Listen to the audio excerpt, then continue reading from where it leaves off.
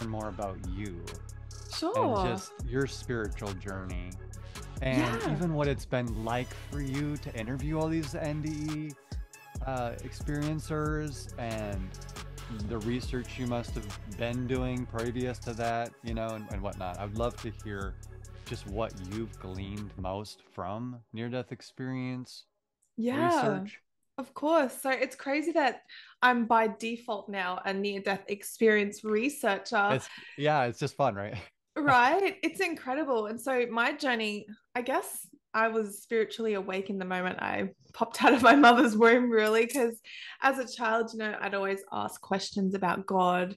Um, no one in my family was religious. I didn't know anything about the Bible, but I would always ask, is there more to life than this? Because surely we don't just, you know, come into the world, work, repeat, die.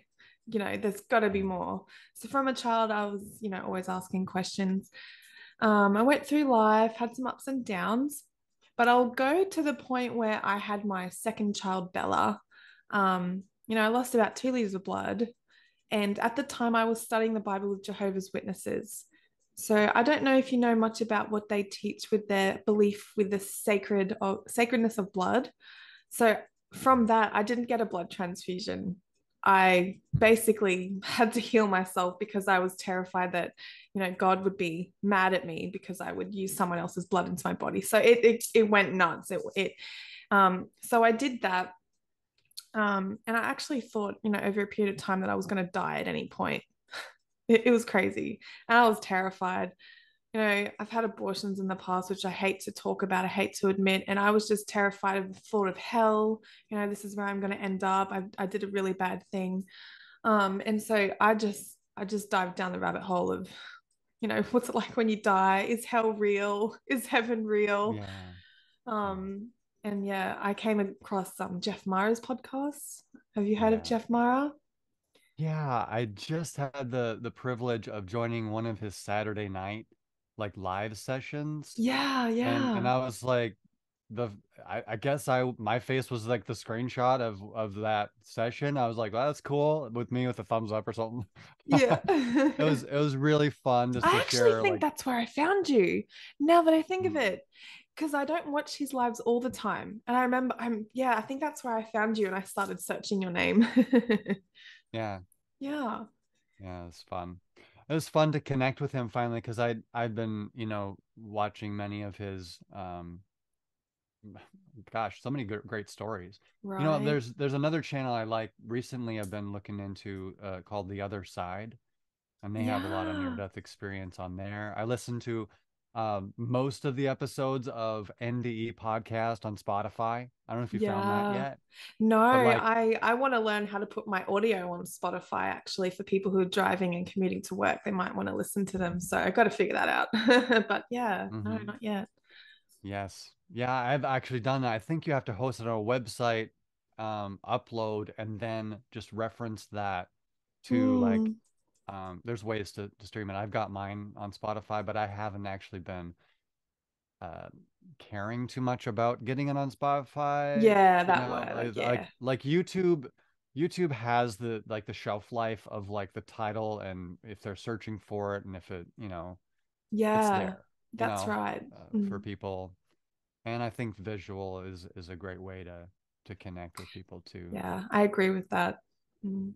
But Because it's a good way to see the person, feel their emotions, and get a better understanding of it rather than just hearing voices. So it is better visually. I agree with that.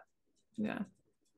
yeah, Yeah. yeah. So what have you discovered along the way, just about your own spirituality, and just who God is, through everything you've seen and observed? What kind of decision or like formulations in your mind have, what you all that you've come across so far kind of told you? That's that's my curiosity about That you. is a really, really good question, actually. I might have to steal that. Oh, yeah.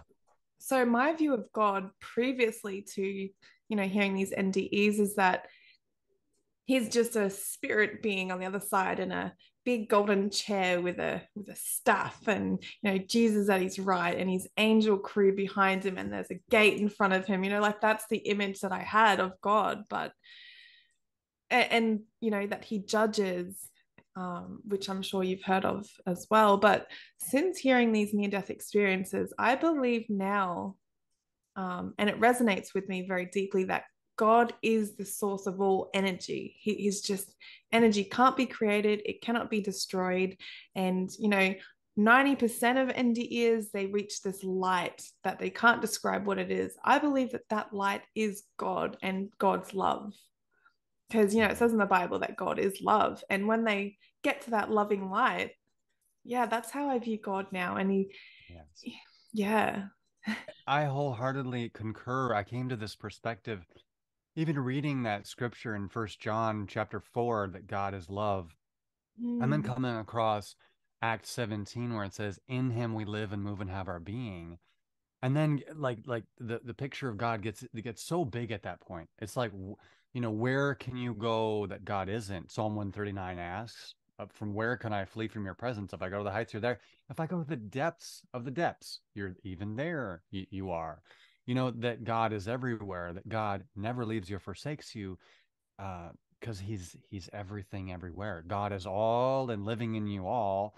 And I really see that we're all aspects of God, fractals of the soul of God, sons of God, daughters of God, created in the image and likeness of God, considered equals by God. But in the sense that we've come into this very humbling experience of having a complete mind wipe, having this very frail, very labored human experience on planet Earth, to learn lessons of love, to learn to love the person that annoys you, like it's even go after that, to the ones who challenge you, to really, wow, can we feel Father's affection for that one? Can we resonate with the fact that Jesus considered them so worthy of love that he died for them? Could I adopt that too? Could I channel that kind of love? That's what I've been asking myself lately and mm. challenging myself with, even in conversations where I'm like, I want to exit this conversation because I do not care for their judgment of me. But how can I love this judgmental person? what how can I uplift them, and maybe even challenge them in a gentle way towards more love in their own life, that they can have a better destiny? It's not me absent from their life that's going to help them. I think that me present in their life is going to help them, if I can channel that love in a way that can reach them.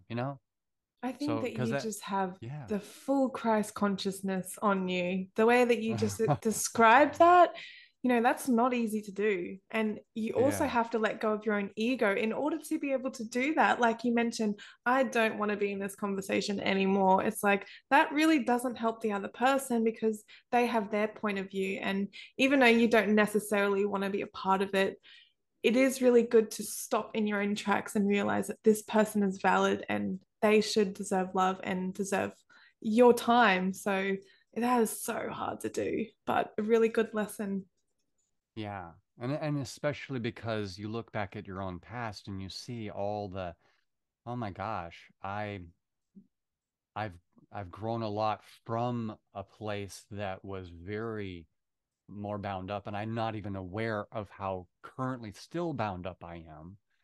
Because Mm, I look at the fact that every failure to love with perfect love is manifesting a reality that's less than perfect love, obviously, mm, which anything less than perfect love could be considered some sort of realm of hell, if you will. It's suffering, it's misery, it's heartache, it's pain.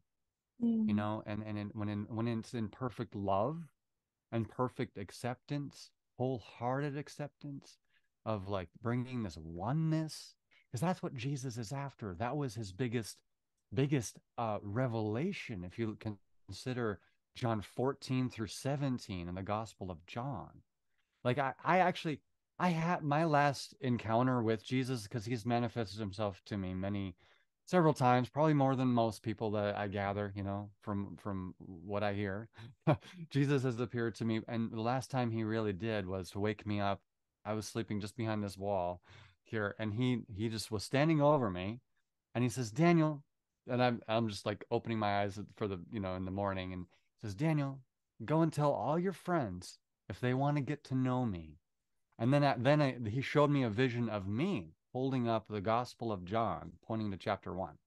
And the message was to marinate your mind in this, the Gospel of John. There's a special message. It was written by his best friend, John, the one that they had that kind of oneness with each other. They were best friends. It was like they loved each other as themselves, because that's another version of me. And if we can all see that, if we could all do that to every sister and brother and say, that's another version of me, how would I love me? And that's how Jesus put it, in a very proactive way, to say, do unto others as you would have them do unto you. How would we love ourselves? How would we want to be loved? Do that. Mm, Manifest that. And that's bringing heaven on earth. it And there's all is. kinds of ways that heaven is manifesting on earth all around us all the time already. And we need that mindset shift of like seeing the love. Recognize and honor the love, and it will open up your heart to see people and life differently.